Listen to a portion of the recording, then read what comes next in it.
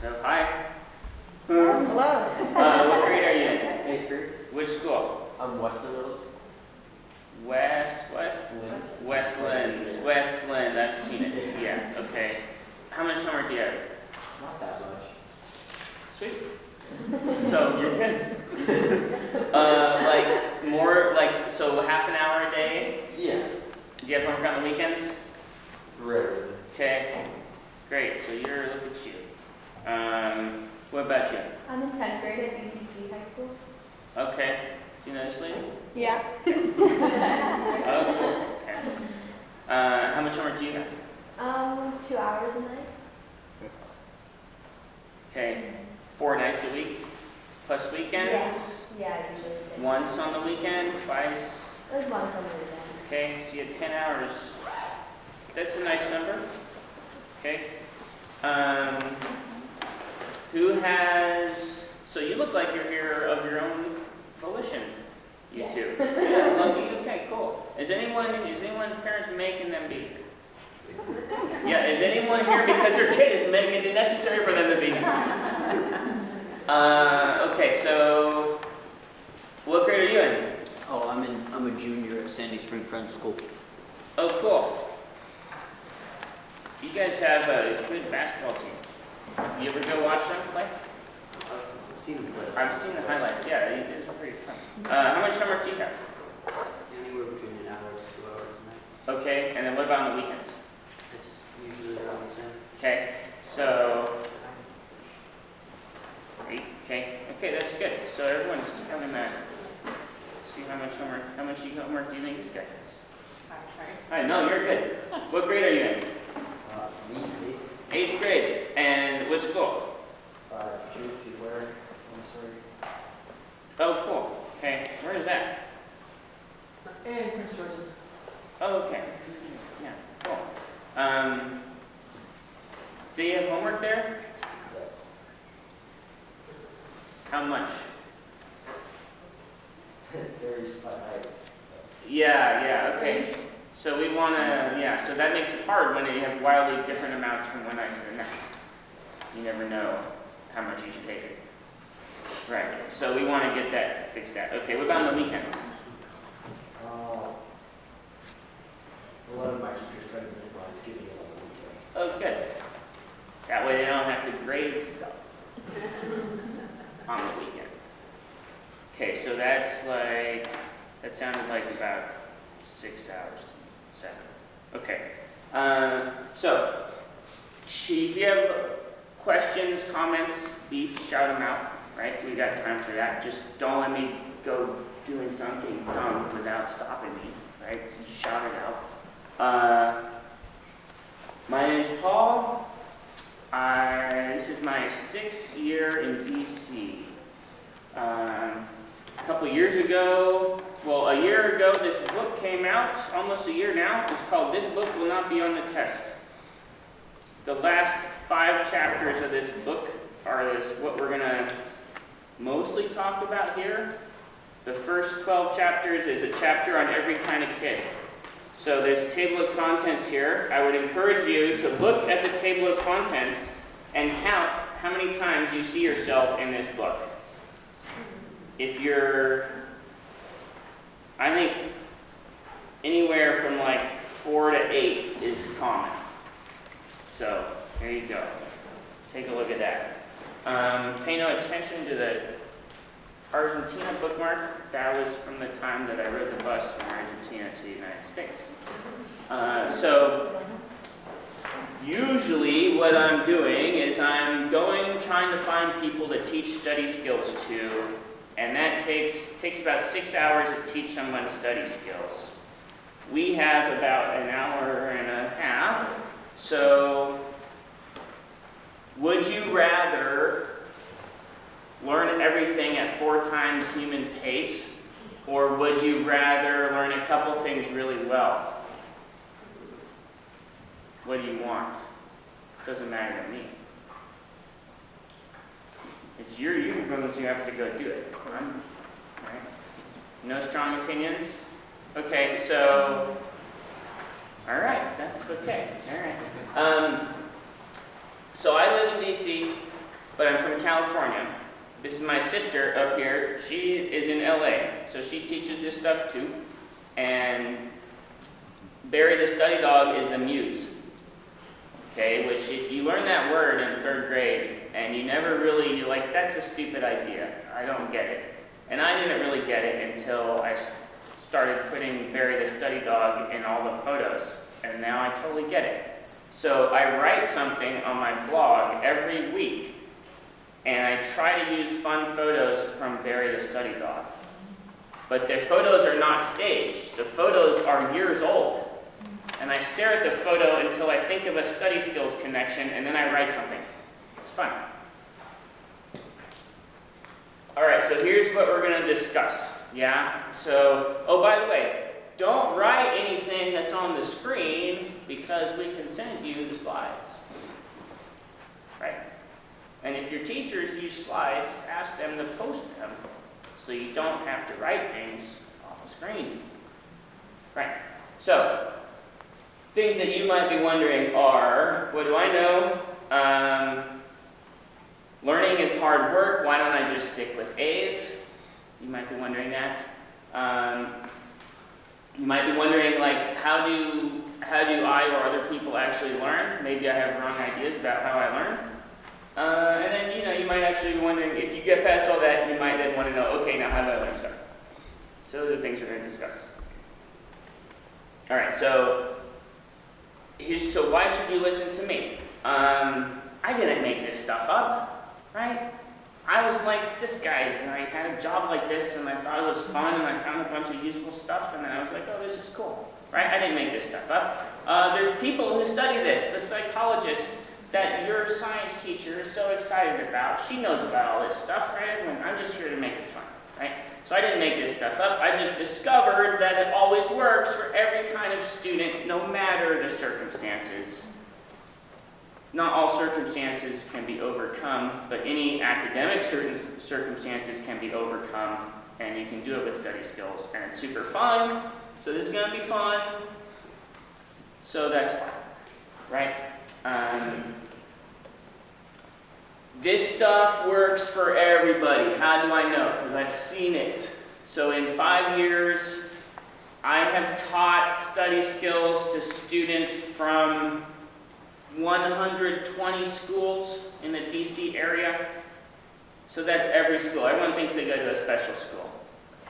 Like, there's so many schools. So 120 schools that I've seen kids with their work they bring home. And this stuff works for them, so it'll work for you, or whoever you're taking this home to. Are you going to get into motivation? Yeah, that's my favorite topic. Yeah? Because my son will do the minimal amount and has no interest beyond that. Yeah. So, yes, thank you. Who's got the table of contents? Unmotivated kids. What chapter is that? Great. Number 11. Number 11. So that's not mostly, it'll come up. It's impossible to talk about this stuff without the motivation. Because you have to get people to, like, sit down and do it, right? Because, you don't want to do 11th grade again, right? Okay, so it works for everybody. Doesn't matter what, it's like if you have 2 brains or what, it works. So here's a less fun reason that you should be excited to be here. That college is super expensive. Children in the room, students, raise your hand if you're a self-made millionaire. Students, raise your hands. Okay, so, like, if you want there to be, like, Children's Day, or whatever you celebrate in your house, do anyone still have Children's Day? We had this when I was a kid. You want there to be, do you don't know about Children's Day?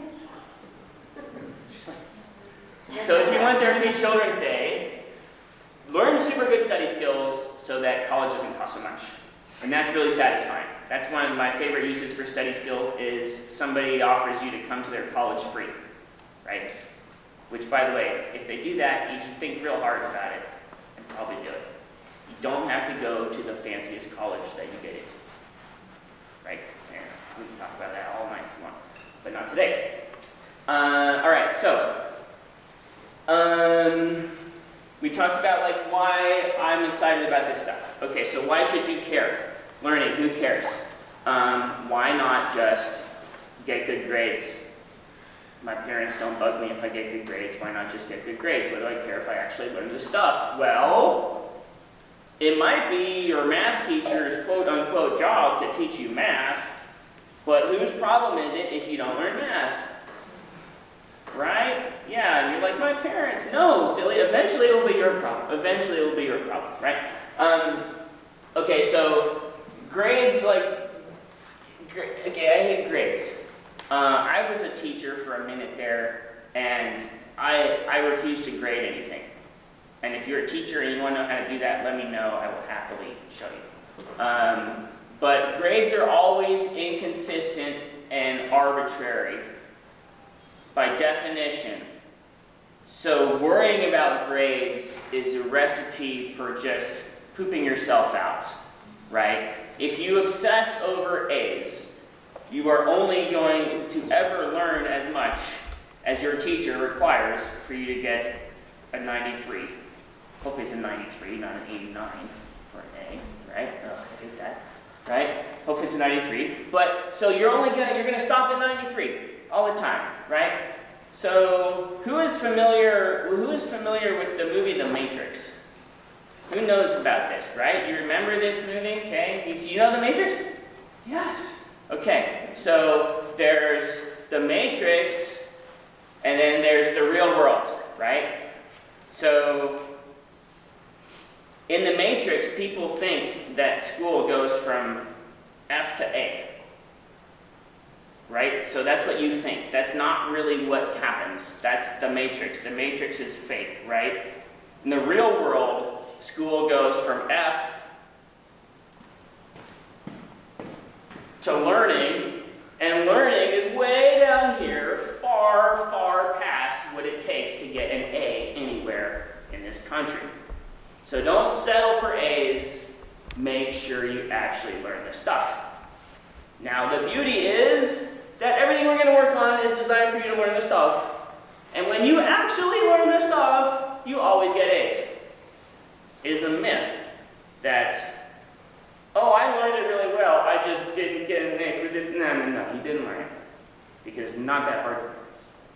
So I don't care what grades. Grades are stupid and arbitrary. So focus on learning. Learning, make sure you learn it.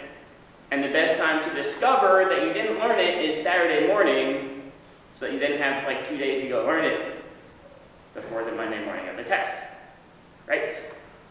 Okay, so grades are arbitrary. Who has a show? You guys have jobs? You know about the Matrix. That's pretty good. But no job yet. Jobs? No. Okay. Who pays rent? Young people? Anyone? Rent? Rent. We have one rent here. Okay. Rent is expensive. Rent's expensive. Okay. Like, this is not about, none of this is about grades. I say my business cards say better grades in less time because that's what people respond to and people get that. And they're like, oh, I can think of something I'd rather do than homework. I'm a good candidate for better grades in less time. So that's fine. People respond to that. But really the point is, we want you to have an awesome life when your school period ends. So, young people, who's going to go to college? Young people, is college in your plans? College? Yeah, more than likely. Okay, so college is expensive, you may have heard. But you know what's more expensive is, well, eventually, like what it costs to live on Earth is more expensive than college. So, this stuff that we're talking about, this is not about school, it's not about grades, this is about you having an awesome life once you have to start paying rent, whenever that is. Okay, now, last reason that you should care about learning and don't be fooled by getting good grades is that if you focus on the learning, you'll always get the grades, and you'll get the work done in way less time than if you did it from a worried point of view where you're just trying to get the stupid thing done. That always takes longer and is less fun. So, when you focus on learning, You get better grades in less time, and then you have more time to do cool stuff.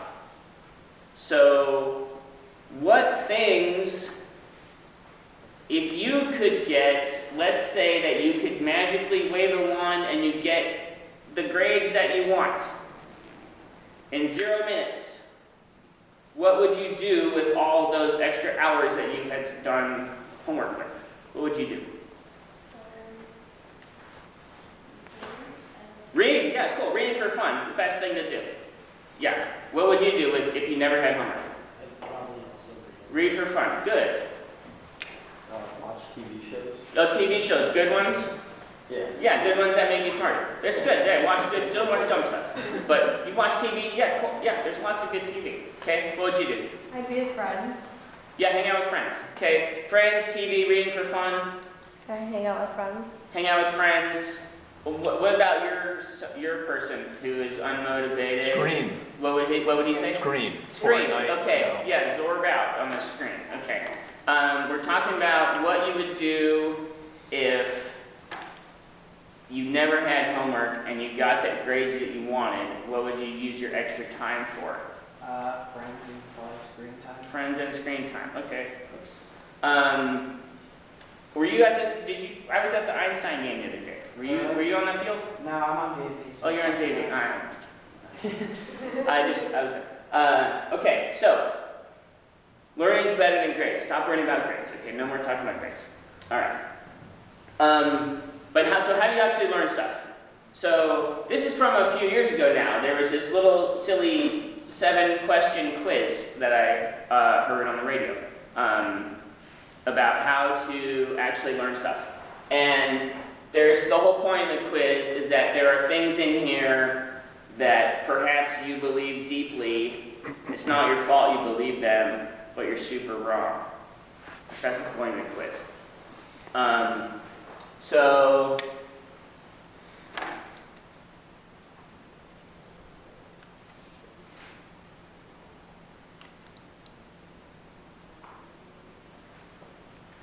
So what's the theme here? Intelligence is overrated. Okay, like being smart and $1 will get you a Coke.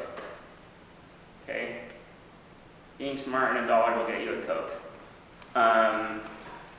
It's not worth much to just be smart.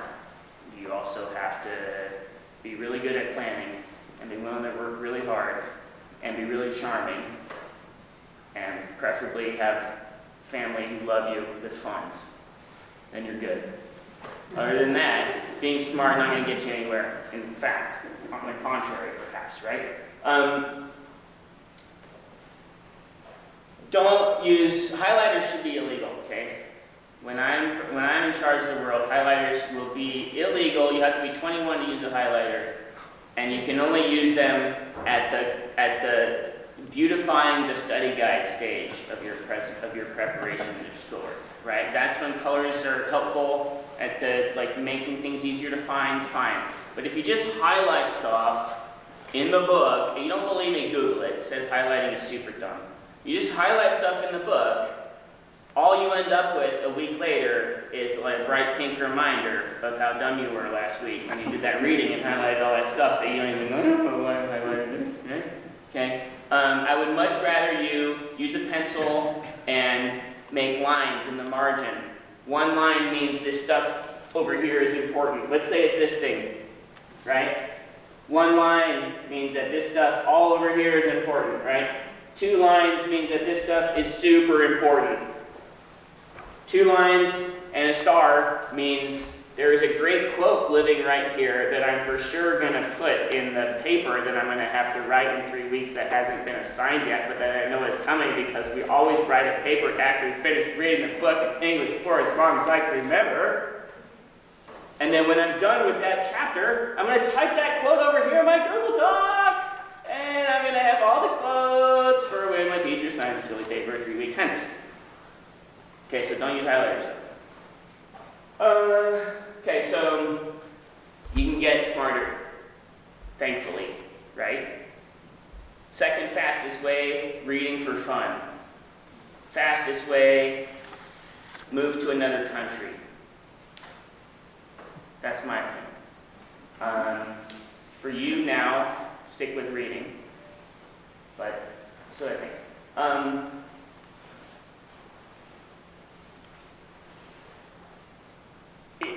If you, okay, 10th grade at your school, when there is a test on a Friday, when do people study for it? Thursday night.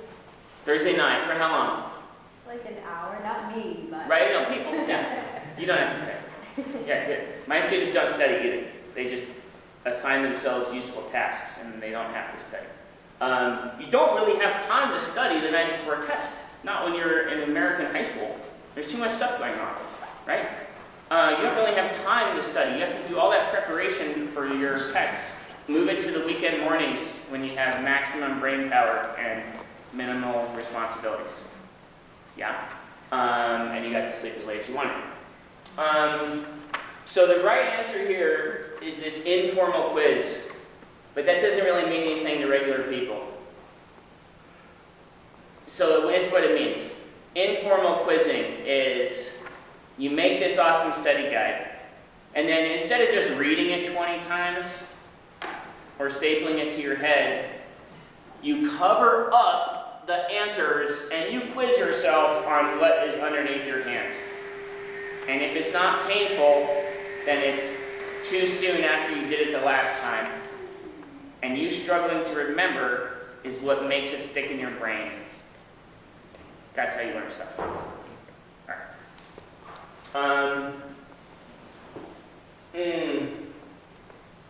So this number 6 is your question.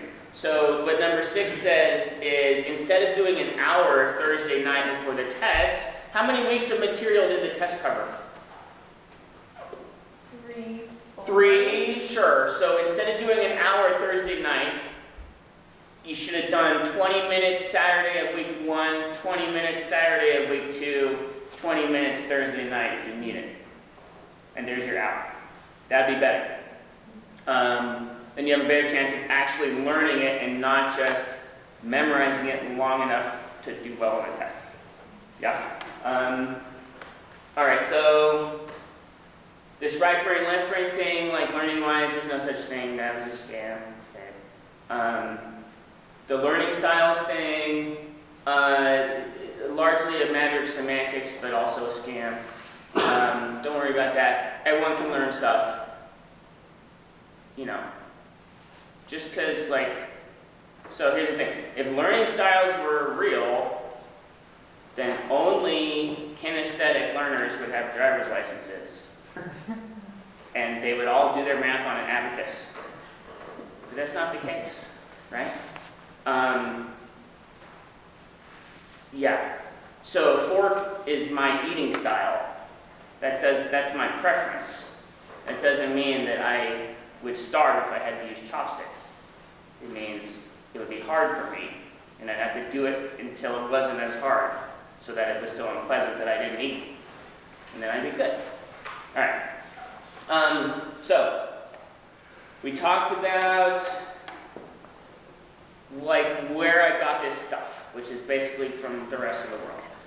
We talked about why you should actually be excited to go learn stuff, because learning is so fun. And we talked about how to actually learn things according to science. So now we're going to solve all of your problems, even the ones you don't even know you're going to have in 11th grade. So we're going to show you how to do all this stuff, all right? So shout out anything that needs to be shouted out. Any comments, questions, observations so far? Okay, just holler. Don't be shy, really. Okay, so study skills is going to solve all of your problems.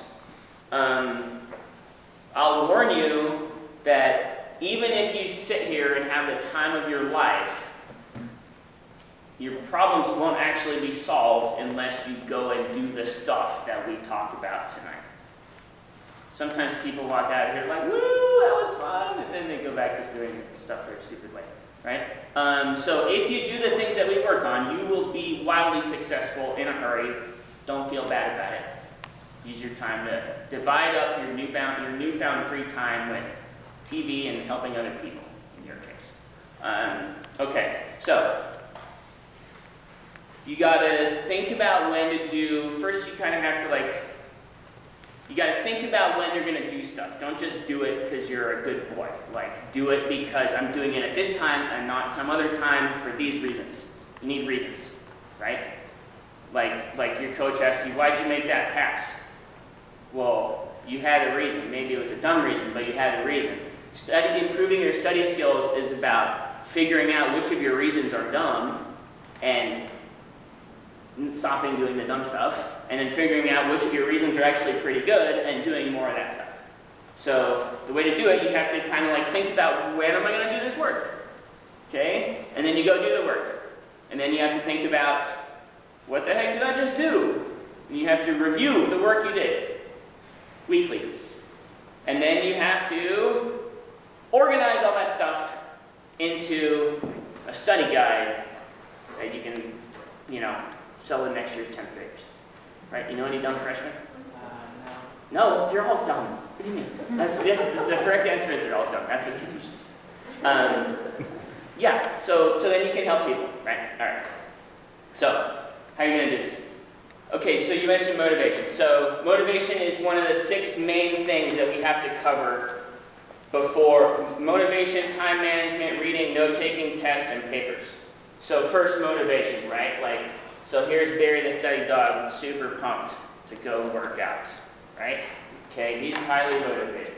Okay, first you have to figure out what the heck is it you have to do, okay, in order to go do this fun stuff. Then you got to think about what would I rather be doing than this?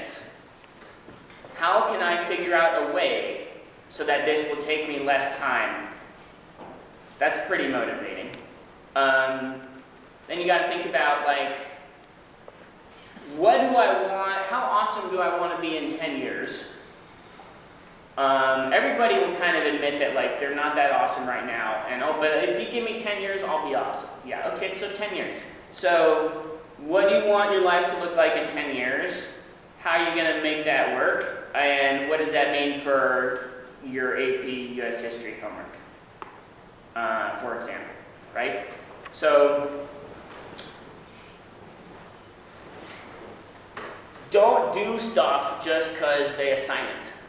That's dumb, right? That's just you being a good boy. That's not learning. That's you being compliant, right? That's you keeping yourself off the street. So they say, do this work. You should ask why, right? Maybe not right then, but you should Google, why do they make you do this, right? For example, who read To Kill a Mockingbird ever in school? Okay, right. Do you know why everyone reads that book? It's not the reason you think. Okay? Because I Googled it the other day. This is true. Google, why do they make you read To Kill a Mockingbird? Because there's all these problems with the book, right? You read, there's all these problems with the book about how some of the language is not realistic, and there's some of the point of view is not realistic. Okay. The reason they make you read To Kill a Mockingbird is that To Kill a Mockingbird, which I got this in a 4-minute video by Googling, okay? And the reason they make you read it is that its release coincided with publishers putting out quality paperbacks.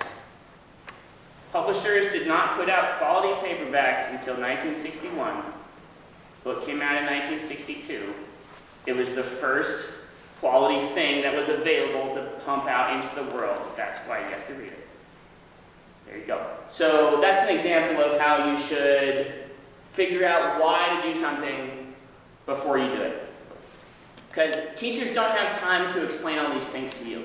Their life is too grueling, right? They don't have time. There's not time to try to convince every kid of the value of what they're learning. You have to convince yourself of that so that then you're excited to do the necessary work to learn the stuff, right? So find reasons, right? If it looks super boring, Google, why does this book not suck? And see what they tell you. right? And you'll find a million reasons in half a second of why people love this book. Pick one of them that is redeemable and then read the book. Yeah? Okay, so how are we going to do this? Okay, so now all this stuff, remember, we can send you these slides. And these things, you can print these things on my website, like right now. You could print a bunch of them right now on your phone. They'd be waiting for you when you got home, probably. You need a weekly schedule, okay? Now I'm going to tell you what you're going to do with this. You're not going to do it all right now, but I will tell you what you're going to do. You're going to, don't mark in the grid. You're just going to mess it up. Don't mark in the grid. Everyone always messes it up. And use pencil. Okay? So at the top of this thing, you make a list of everything in your life that takes 15 minutes or more. Yeah. So perhaps not brushing teeth, but perhaps, yes, maybe showers. So real quick, think about your life if you're a student, or your life if you're a teacher, or your life if you're someone who has to schlep students places, or think of your student's life if it's all-consuming. Think about everything you have to do in your life that takes 15 minutes or more. What are those things?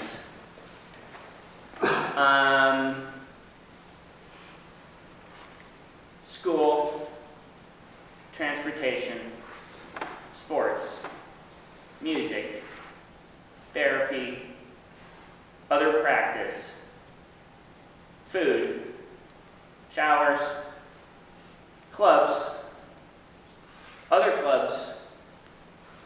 activities, sleep, friends, TV, reading for fun, video games, church or similar, chores,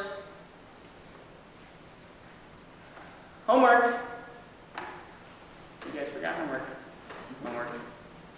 5 hours. Is that it? What else is there? Did I miss any? That's a lot, right? You write all that stuff at the top of this page. And then you're going to mark homework last, okay? You're going to record, you're going to kind of like plan out on here with pencil what your awesome life looks like. And you're going to mark everything except homework. Because homework is negotiable. You can do it or not do it, whatever, right? You're going to decide when to do it. So you're going to mark all the obligations, and then you're going to think, where is the best time to put this homework, right? Now, when is the best time to do homework? Has anyone experienced this? Probably not, or you wouldn't be here, right? Weekend mornings are the best time. Yeah? So every kid has maximum brain power weekend mornings. You get to sleep as late as you want, hopefully. You don't have as many places to be. I mean, if you have to go to a birthday party, it doesn't start until the afternoon anyway, right? If you have to watch football, you're lucky you're on the East Coast, doesn't start till 1 o'clock on Sunday, right? It'd be tough if you were in California, right? We have to watch football from 10 a.m., right? It's harder. People think Californians are lazy. You're going to find that, okay, so let's see, school people. Is the school day long and grueling? Yes or no? Yes. Teachers, can we get a super yes? Yes. Yes, they say the school day is long and grueling, okay? However you get home, at whatever hour, you walk in the door and you're tired and hungry and you have to use the bathroom.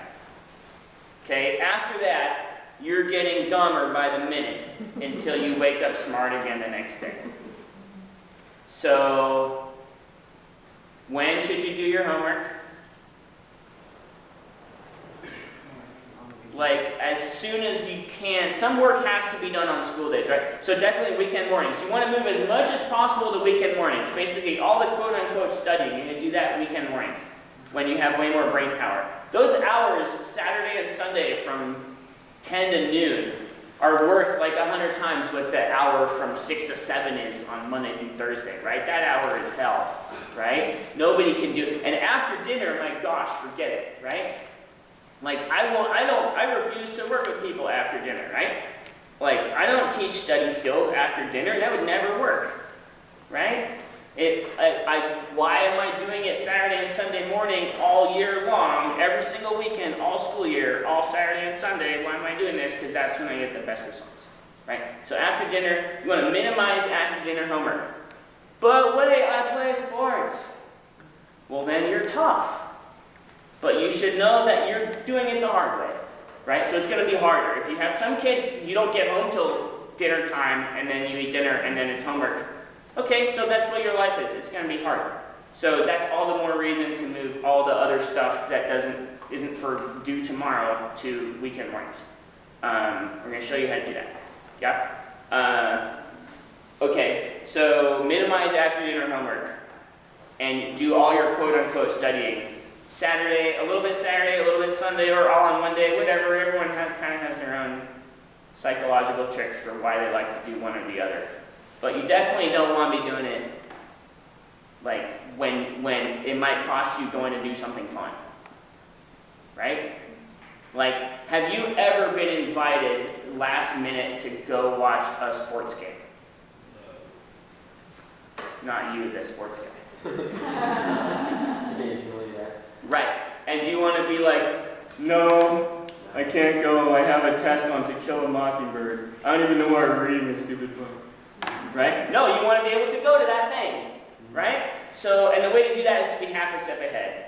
And the only way to do that is to get off your butt and do some work weekend mornings before you go hang out with your friends. After you slept in. Right? This is a time-saving mechanism, right? Everything we're talking about is going to save you time. Yeah? So, the work you do weekend mornings will make all your weeknight homework go faster. And that'd be cool. Because weeknights are like, that's like battleground times, right? At home, in high school, there's no time. Okay. Alright, so then what? The big stuff that you want to see it coming a mile away. And school is,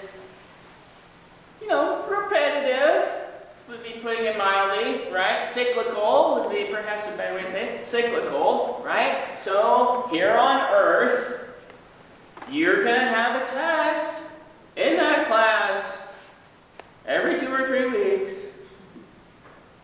until you quit school or die. That's how it's going to be, right? There's going to be a test. Don't wait for the teacher to do it. Now it's the test. You know there's going to be a test, silly head, and you know it's going to be in 2 or 3 weeks.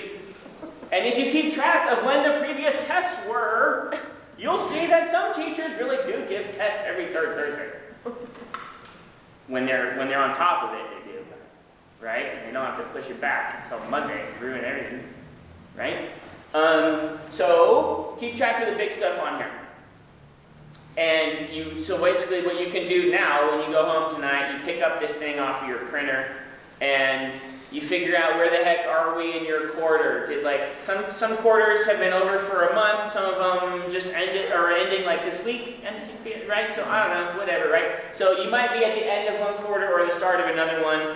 Cross off all the weeks that don't pertain to you. You're going to have somewhere like, 9 or 10ish weeks per quarter. And over the weekend, over Saturday and Sunday, in huge letters, write review. Spell it how you want, but write review in huge letters. And that's where you're going to keep track of which classes you reviewed on Saturday and which ones you reviewed on Sunday. And if you do that for a month, you'll be laughing your way to whatever grades you want. Might not even take a month. So, preemptive reviewing, picking out the good stuff, and putting in a study guide. We're going to talk about what that looks like. Don't worry. Yeah? Well, another question. Please. So I was going to touch on the motivation piece. Is it important to put things that are fun and not school related on this calendar so it's just not all like? Is it important to? Yeah, probably.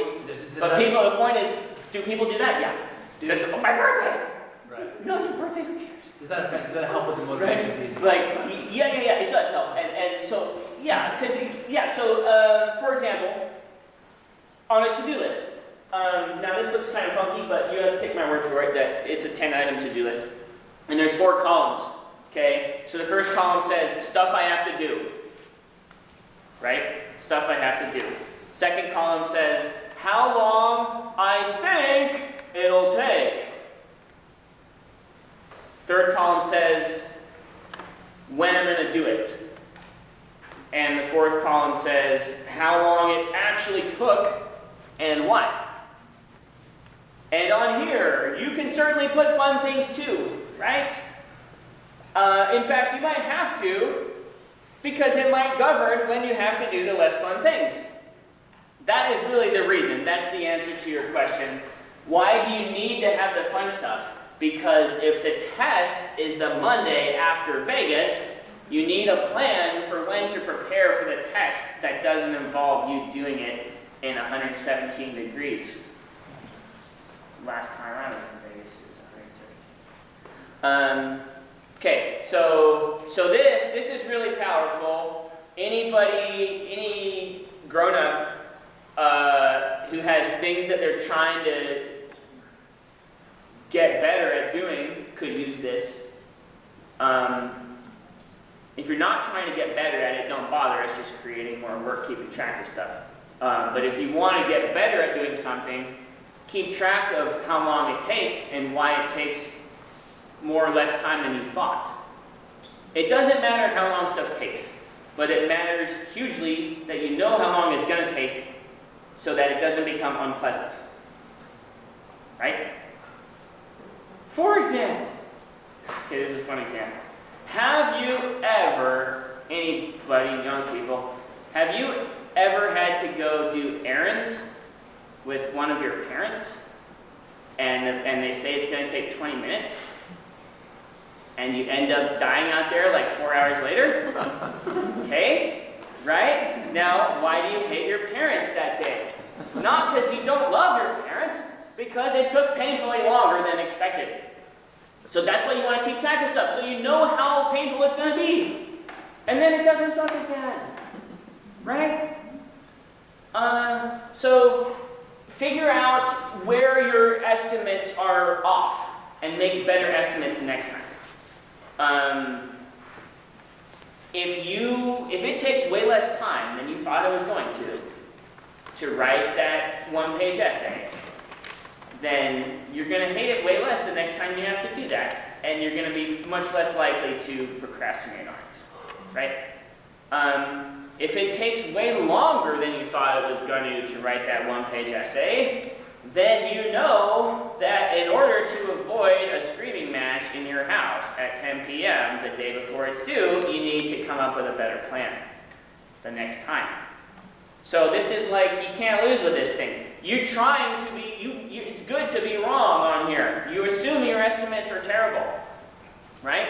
So this stuff really works. Like, you know, adults, think of like some huge, like some big project you have to do or something, like the book. Okay, so the book took about 2 weeks to write and about 6 months of editing. I don't know.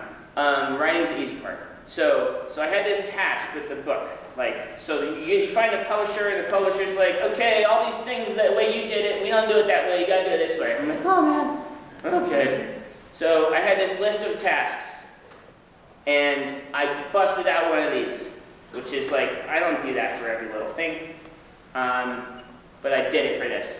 And I'm, okay, I gotta do all this stuff, okay, how long, it's gonna take me, there's like, let's say there's like 8 things on there. I determined it was gonna take me 16 hours to do those 8 things. Wrong, right? Okay, but I was like, but wait, I know about time management. I know everyone is delusional. I know I'm no exception. I'm gonna preemptively double my estimate. And I'm gonna put down 32 hours and I'm gonna cruise to getting this thing done in 32 hours because I'm so smart. Wrong. Okay, so how long did it take? It took 48 hours.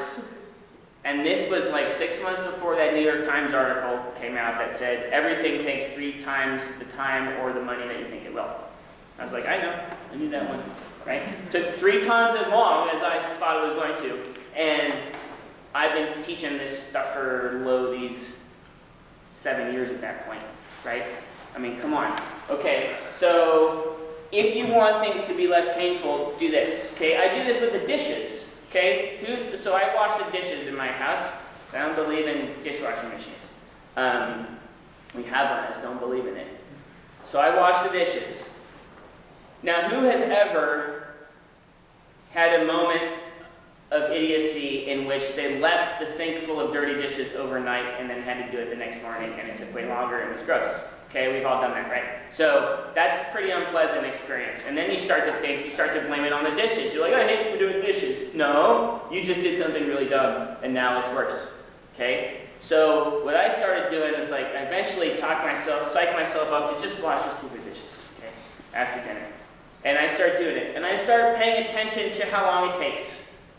Okay, I'm dead serious. So I'm washing the dishes nightly, and I'm looking at the clock on the stove.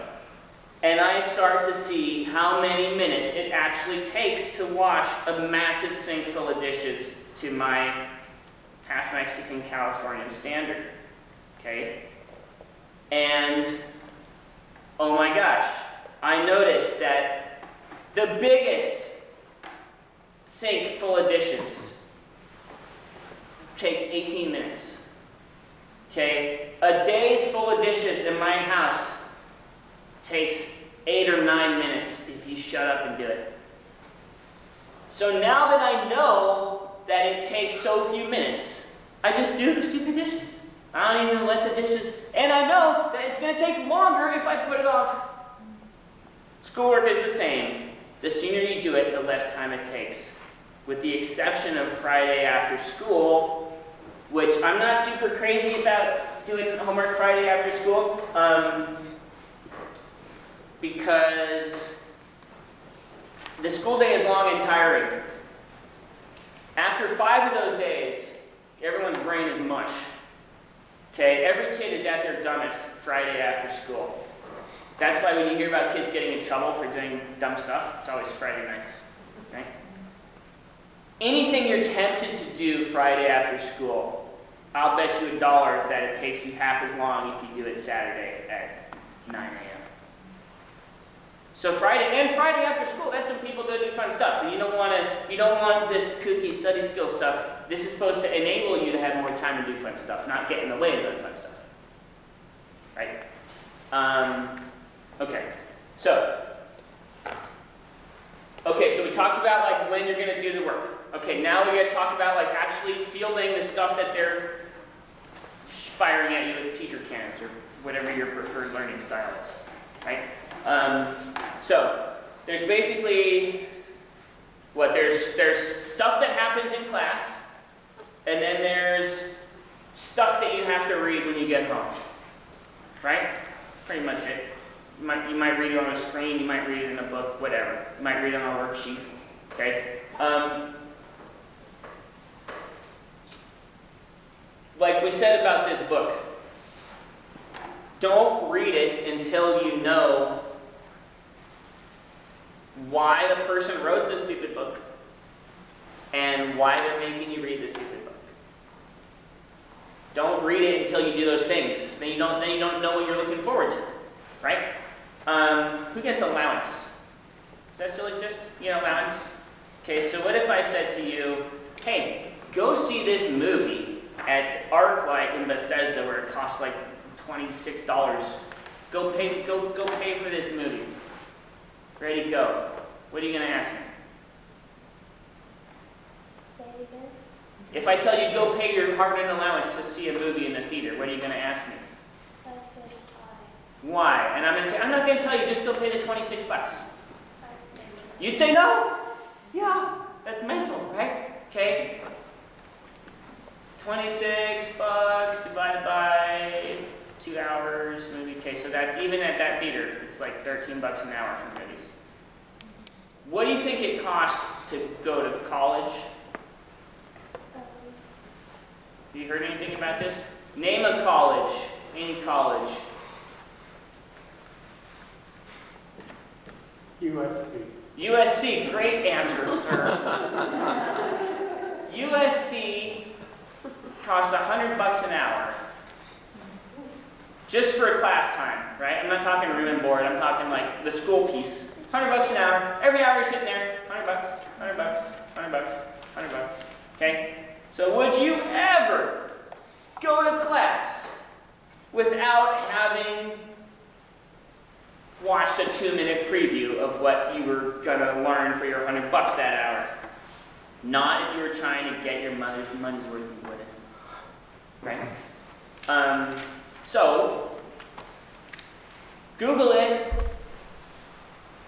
ask your friend or your smartest cousin, ask your parents if you want to do them a favor. Spend 2 minutes previewing the next thing you're going to learn in each class, and watch yourself feel like a genius the next day in class. You're not a genius. You just Googled it. But you spent 2 minutes Googling it, which is an infinitely greater portion of time than everyone else spent. So, you appear to be a genius. Sweet. Now, why would that be good? Because what do you need when you apply to college? What goes into a college application? Which 4 things matter the most?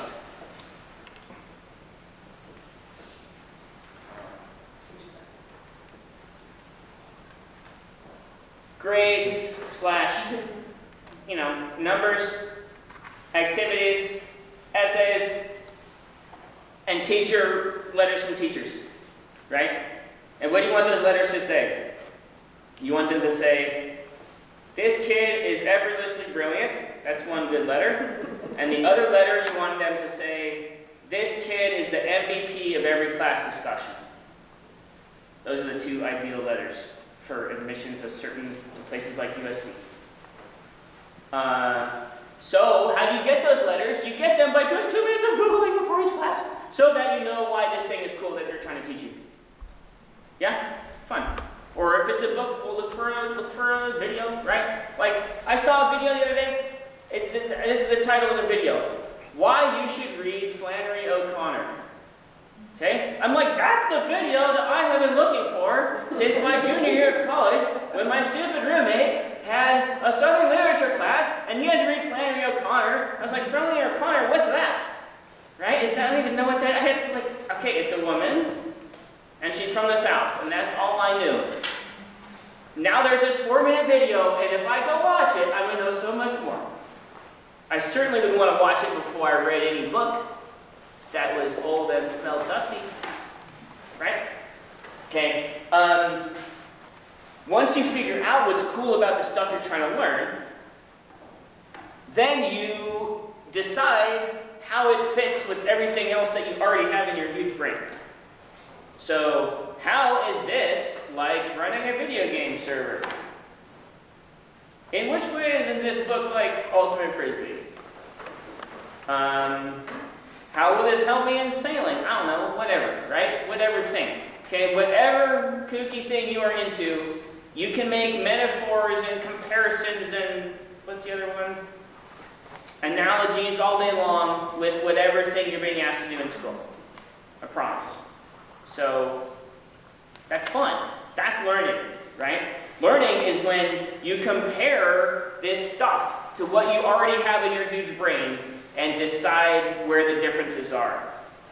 That's learning. Everything else is just you being a good boy. That's not learning. That's like, it's you being well-behaved, right? Don't confuse the two.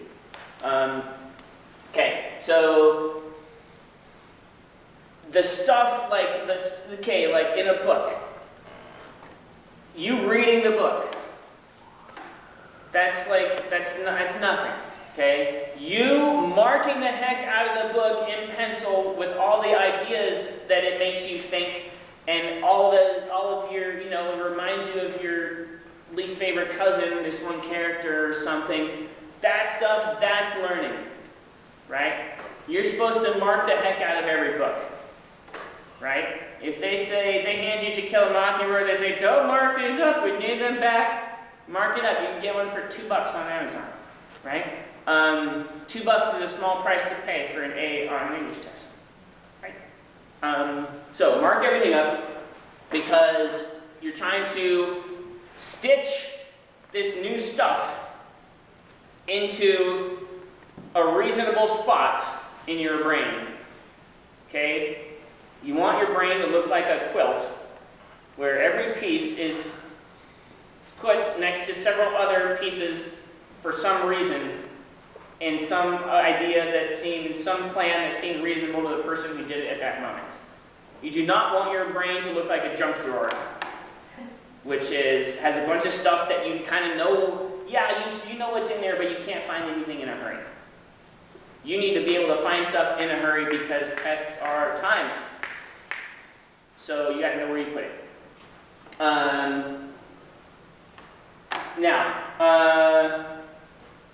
But what if you are like, who has a class in which the note taking is problematic?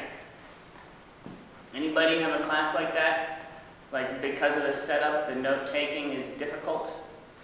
What does that look like? Well, it's my AP government class, and it's like a slide on the board, and then he'll talk about it for a few minutes, he'll switch it, and then actually like outlines at home. Do they post the slides? Sometimes. You want to ask this teacher to post the slides before class so that you can look through them on the way to school and show up with a question and comment and make class a better place. You want to ask them that, like, you know, after they've just finished eating their lunch. That's when you want to ask. Don't ask them in class, they'll panic and say no. Don't ask them when they're trying to get out the door. Don't ask them when they just sit down to pull the sandwich out. It's like once they're done chewing the sandwich, you say, hey, you know, see if they'll do that. Yeah, so you want to try to, like, if they post the slides, it makes it real easy to preview them. If they just tell you, tomorrow we're talking about, I don't know, the gauchos. Tomorrow we're learning about gauchos. Okay, what can you do for 2 minutes today that would improve your experience tomorrow? Well, you Google gauchos. What's up with that, right? And you find a bunch of stuff. Then you get there, you have ideas. Okay, now you're there. You've got your ideas. You're like, I got these 2 ideas. See if I get to use them. Maybe you will, maybe you won't. But your job while you're in class is to do what? Hopefully it's not just copy stuff off a screen, like you're in a sweatshop or something. That's not good. There's no reason to do that to people. Just post those slides, right? So what is your job in class? Why are you there, besides it being the law and besides them having your parents' phone number? Why are you bothering to go? Well, if you think learning, yeah, maybe, but that'd be a luxury. A lot of schools, it's like almost, so the way the school is set up, it's so hard to learn stuff. So learning, you can learn for free at the library or on YouTube, right? You don't actually need school to learn, not anymore. School is great, but your job in class is to figure out which of this stuff that the teacher is doing you're going to be held responsible for 2 or 3 weeks later. And that's a very small percentage of the stuff. Because if the test is only every 3 weeks, and the test is 45 minutes long, where do the other 12 hours of stuff go? And that's not to mention homework and reading, right? So your job in class, figure out what the super important stuff is, which is really hard to do if you don't know anything about the topic. That's why you did that 2 minutes of Googling. Not 5 minutes, that's too much work. If you have 6 classes, and you spend 5 minutes previewing every day, that's an whole extra half hour of work. That's like more than some of you have already at all right now, so you would never do that. But 2 minutes, you have 2 minutes, right? And it'll make class so much more pleasant when you're there. You'll learn more stuff, you'll have more fun, you'll help more people, if you're into that. Okay, so then what? So we dealt with like what happens in class and with the reading and stuff, right? So now, okay. So that's Barry the study dog checking those god-awful online portals to see when the next thing is due. Who hates those things? Everybody, teachers, everyone hates them. Yeah, they suck. Yeah. There's never been a good one, by the way. It's not your school. Everyone thinks their school's online thing is terrible. No, they're all terrible. Okay, so you've got this. We're at the weekend now. We have all the energy in the world. You're flipping through what you did in one class that week. AP Gov. How long would it take to stack up everything you learned in AP Gov in 1 week, flip through it, circle the important things, and write them in a study guide for 1 week of stuff for AP Government? That's too long. Like, how many minutes do you imagine that would take you? Maybe half an hour? Half an hour? That seems like a really reasonable guess to me. Some classes would take, that would probably take the most time maybe for you. Some classes would take less, some might take more. Okay, so half an hour for AP Gov, less for other stuff. Yeah, that's what you do on the weekends. You stack up what you did in each class. You circle anything that smells like it's going to be on the test. And then you write it over here in a way that facilitates quizzing yourself. And only at that stage can you bring in fun colors. Yeah? And if you do this every week, you will never have to study the night before any test. All your homework will take less time. And most importantly, you will know that you have actually learned the stuff, as opposed to just getting an A. Who in their life got an A in a class in which they did not master the material? Anyone who ever took French, right? Yeah, everybody. That's proof, okay? Grades are arbitrary and inconsistent, right? You can't go by grades. You can only go by, did I learn this math? If I want to be an architect, did I really learn this math? Or is the building going to fall down and I'm going to get sued by the families of the survivors? By the survivors themselves. The families of the deceased, right? You got to figure out whether you know it on the weekend morning. That's the only time that you have enough brain power to figure out whether you actually know something. Okay? So you set up a study guide in a way that makes it easy for you to cover up answers and quiz yourself. And you quiz yourself on the way to school every couple days. And pretty soon you're like, oh wow, I know that I know this, because when I look at this math problem, immediately in my head I can write a paragraph about how to solve it and why to do it this way and not some other way. And that's how you know that you're going to do well.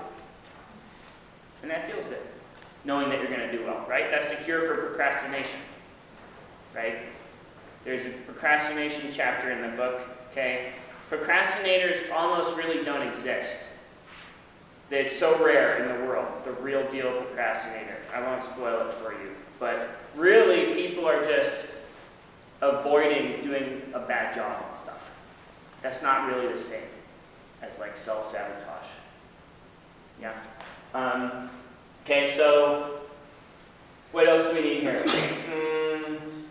Now, some people think that study guides are only for classes in which there are tests.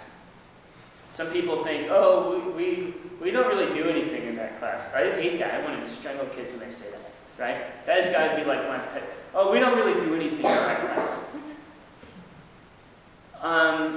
Study guides help for writing papers too, right? You have to write a paper on a book you read in English. You want to know inside and out all the stuff that would go in a study guide for a test, right? Including anticipating good essay questions, right? Because that will help you organize your quotes that you've collected throughout the book. Yeah. So this little bit of thinking ahead is really the secret, right? This is what, like, okay, when I work with people like individually, this is what I'm there to do. I'm there to beat this into them for 6 weeks. Beat it into them. Just do the stupid stuff right? Okay, so then what? Okay, so you're gonna print these on your way out of here, and they'll be waiting for you at your house when you get home. SmithRivas.com/motivation. Yeah, and you can read fun stuff every Monday on the blog. You'll see more pictures of Barry the study dog. The blog is super fun. Best blog in this town. I'll tell you that. Because it has a different thing every Monday, right? First Monday is a timely study skills suggestion. Second Monday is a favorite colleague of mine, some of whom you are speaking at this school. A third one is a college success suggestion, and the fourth one is a fun resource, such as the video of this presentation will be on there in a, whenever. Yeah, so it's fun, different thing every Monday, and I wrote it, so it's real. Yeah, and then you can read the book if you're into that. So now, what would you like? What did we not cover? What problem did we not solve? There was a call out to bring your most challenging questions. So let's have it. Do you have any sort of examples or kind of a quality study guide?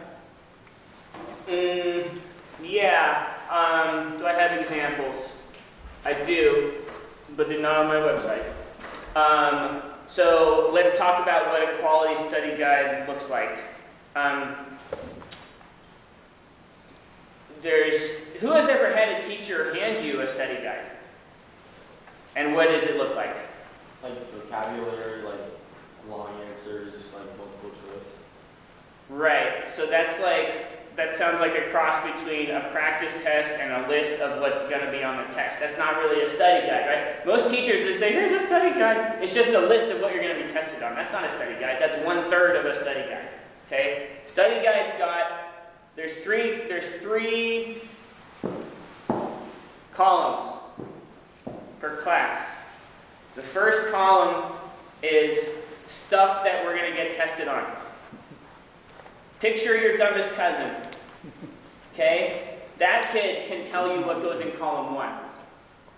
Even though he doesn't pay attention, even though he does a willfully bad job at school, he still knows what's going to be on the test. He just doesn't know any of the answers. Okay, that's column 1. It's like, what the heck is going to be on this test? Column 2 is, what do I need to know about every one of the things that is on this test?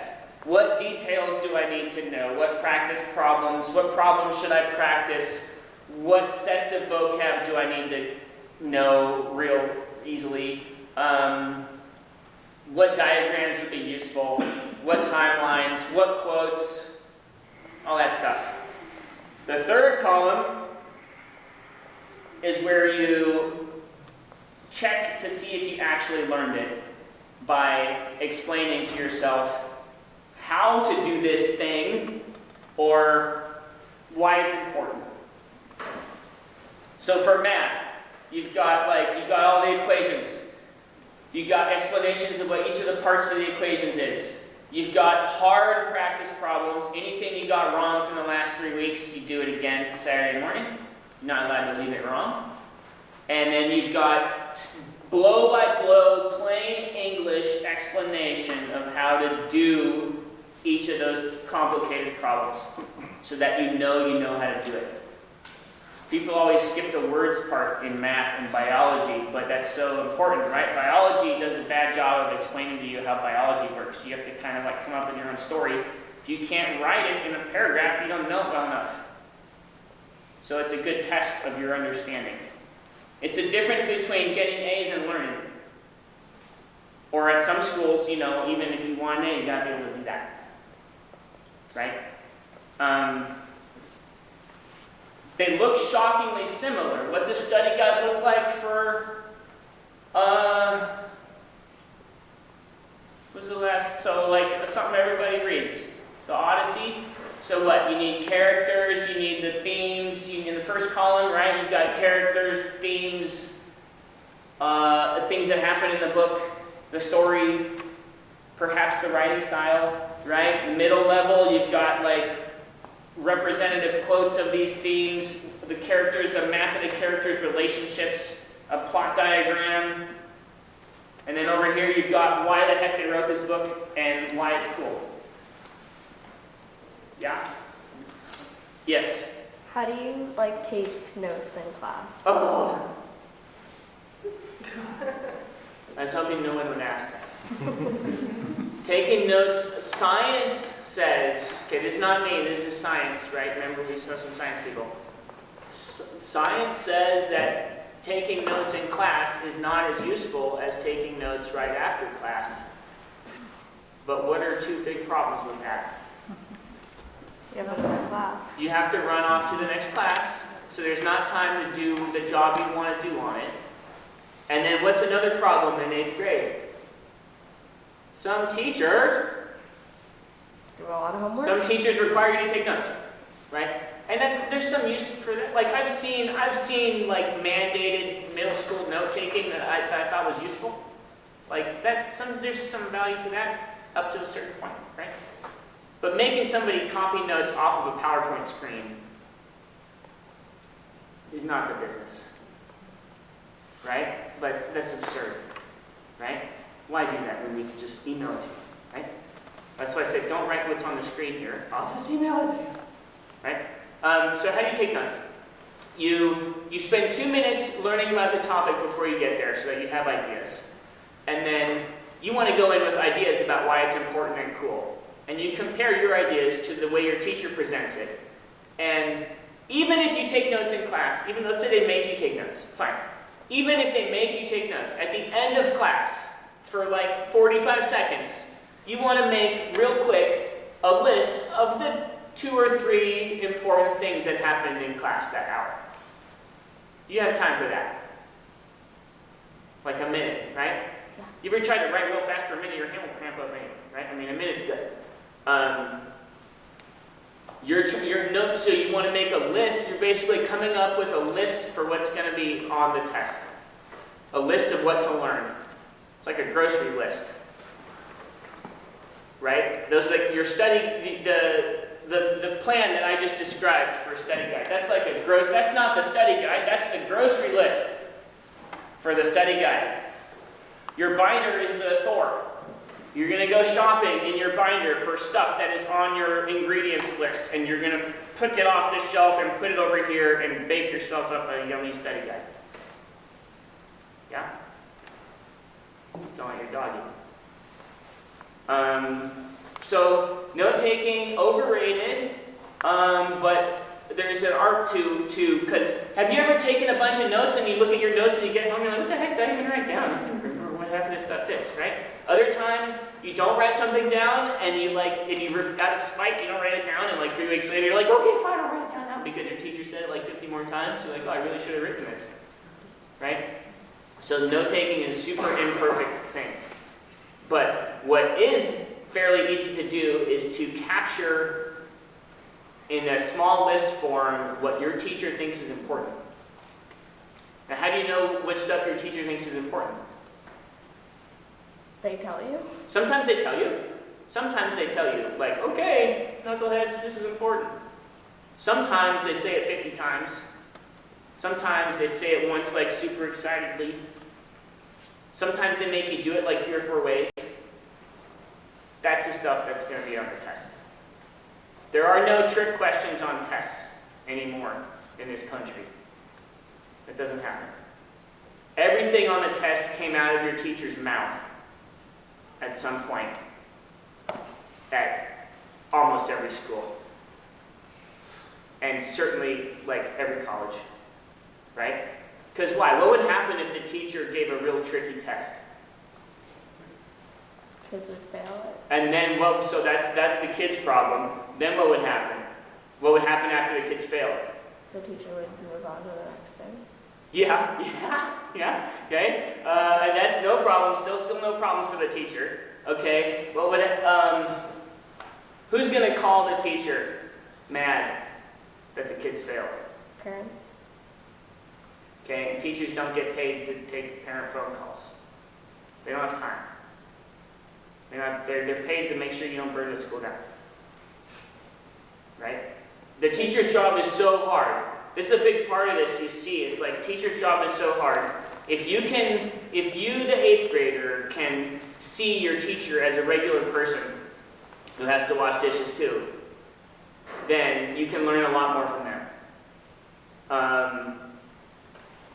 Get to know your teachers. Make friends with your teachers. Right? Life is about making friends with old people. Okay, the old people have the money and the jobs. Okay, and we all have to do it. Everyone's got to make friends with old people, right? So that's what you're trying to do with your teachers. But you have to see them as real people, and you know they're not going to try to trick you. Teachers bend over backwards trying to give A's. Trust me on that one. They bend over backwards trying to give A's. So just take the A's. Yeah. What else are you wondering?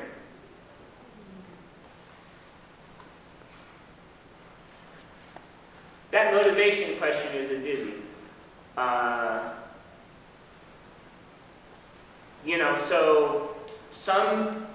So I have a student, I've seen him weekly this is year 3. He's a college senior. He blatantly does nothing of what I taught him 3 years minus 6 weeks ago. And he's cool with that. And as long as he graduates, his parents have basically given up fighting him, right? Okay, he's got a 2.3. If he had a 2.4, he would feel oppressed. He's got a 2.3, he's chilling with his 2.3. Okay? He's motivated to do all sorts of things, none of which includes school. Imagine how painful he finds it then when I tell him, you'd make a great, sociology professor, because he's a really good writer. He's really so he's a music person. I was like, there is an awesome life for you as a sociology professor who is in the music business. Like, that's a sweet life. And he gets real mad when I try to tell him that, right? Because he thinks he has conflated his, hating the institution of school with he's not good at it and it's not worth his time. There's nothing could be further from the truth, right? So he's a tough one. But he shows up every week, so he's motivated to do something, right? You just got to figure out, everyone's motivated to do something. And school is such a massive pile of responsibility that if you can manage to do school better in even a few small ways, you then are going to have so much more time to do the stuff you'd rather be doing. So school is a great vehicle for motivation, right? It's good, but it's good for that, right? There's so much work to do. If you could just get through it a little better, you'd be 100 times happier. What have we not addressed? That's it? You're cured? Sweet. So, thank you. Just so you know, these things are, this is super fun for me. But this, putting these things on, this is you're looking at 900 emails to make this thing work, right? So, someone's got to be here until this hour. It's pretty remarkable. So good for you for appreciating them doing it. Give yourselves a round of applause.